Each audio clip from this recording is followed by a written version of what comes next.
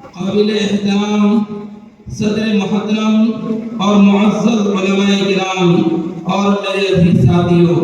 سب سے پہلے میں اللہ تعالیٰ کی بارگاہ میں شکر ادا کرتا ہوں کہ اس رب کریم نے ہم سب کو ایمان کی دولت سے مالا مال کیا۔ دنیا کے اندر اللہ تعالیٰ نے انسانوں کو مختلف نعمتوں سے نوازا ہے، مگر سب سے بڑی اگر کوئی نعمت ہے ایمان ہے۔ ایمان کے بغیر اللہ رب العزت کسی کو نجات عطا نہیں فرمائیں گے، اسی لیے جو ہے اس ایمان کی قدر کرنا ہم سب کی ذمہ داری ہے۔ اور جب تک ہم اس ایمان کے ملنے پر اللہ کی شکر گزاری نہیں کریں گے، اللہ تبارک و تعالی ہماری اس نعمت کے اندر اضافہ نہیں کریں گے، یعنی عمل کی توفیق نہیں ہوگی۔ اس لیے حضرات صحابہ کرام رضوان اللہ تعالی اجمعین کی اگر ہم زندگی کو اٹھا کر دیکھیں گے تو حضرات صحابہ کرام رضوان اللہ تعالی اجمعین جب بھی اٹھتے بیٹھتے تو ایمان کے ملنے پر اللہ کی شکر گزاری کیا کرتے، بلکہ حضرت امام ابو حنیفہ رحمۃ اللہ علیہ کے بارے میں آیا ہے، فرمایا کرتے تھے جو آدمی یہ چاہتا ہو کہ اس کا ایمان پر خاتمہ ہو اور اللہ تبارک و تعالیٰ کے پاس وہ کلمے کے ساتھ جائے تو اس کے لیے چاہیے کہ وہ اللہ تعالیٰ کے سامنے اور ہمیشہ ایمان کے ملنے پر اللہ کی شکر گزاری کرے، کیونکہ اللہ تعالیٰ کا ضابطہ اور اصول یہ ہے لَإِن شَكَرْتُمْ لَأَزِيدَنَّكُمْ وَلَإِن كَفَرْتُمْ إِنَّ عَذَابِي لَشَدِيدٌ۔ اور اسی طرح آقا نامدار جناب محمد رسول اللہ صلی اللہ علیہ وسلم نے بھی ہمیں اس کی تعلیم دی کہ دیکھو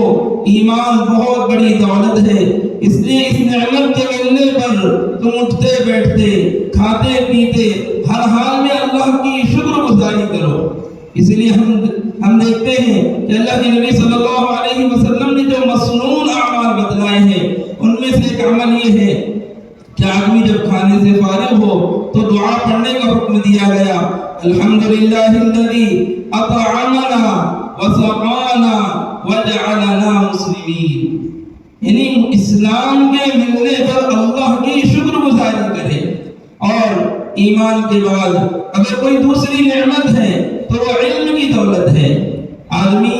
علم کے بغیر کامیاب زندگی گزار نہیں سکتا، اسی لیے جہالت کو مٹانے اور دنیا کے اندر برائیوں کے خاتمہ کرنے کے لیے اگر اللہ کے نبی صلی اللہ علیہ وسلم نے اور اللہ تعالیٰ نے ہمیں جو گر بتلایا، جو اصول بتلایا، جو ضابطہ بتلایا، جو قانون بتلایا ہے وہ علم بتلایا ہے۔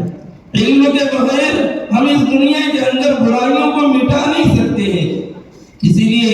آپ دیکھیں گے آقا نامدار جناب محمد رسول اللہ صلی اللہ علیہ وسلم کی بعثت سے پہلے لوگ شراب کے عادی تھے، جوا کھیلنے والے تھے، زناکاری میں مبتلا تھے، بدکاری اور جو ہے ہر برائیوں کے اندر مبتلا تھے، مگر اللہ تعالیٰ نے ان تمام برائیوں کو ختم کرنے کے لیے اللہ تعالیٰ نے کیا کہا؟ ہمارے نبی صلی اللہ علیہ وسلم پر سب سے پہلی وحی جو نازل فرمائی وہ فرمایا اقرأ بسم ربک الذی خلق۔ اے نبی جی پڑھیے،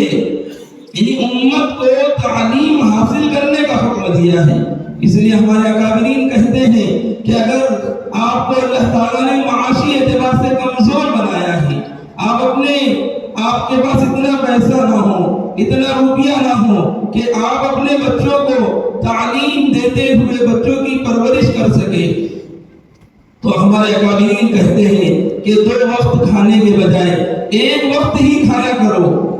اور 1 وقت کا جو پیسہ بچا اس پیسے کو اپنے بچوں کی تعلیم پر خرچ کرو۔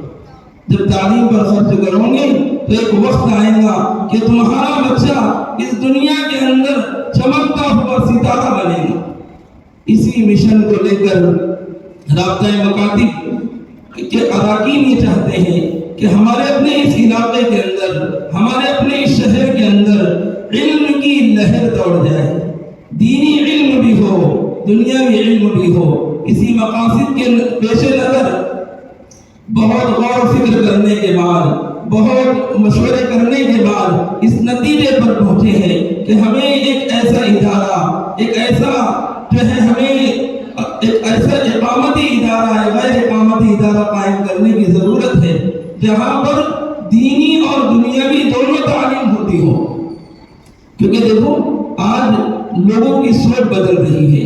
لوگوں کے خیالات بدل رہے ہیں، لوگوں کی فکریں بدل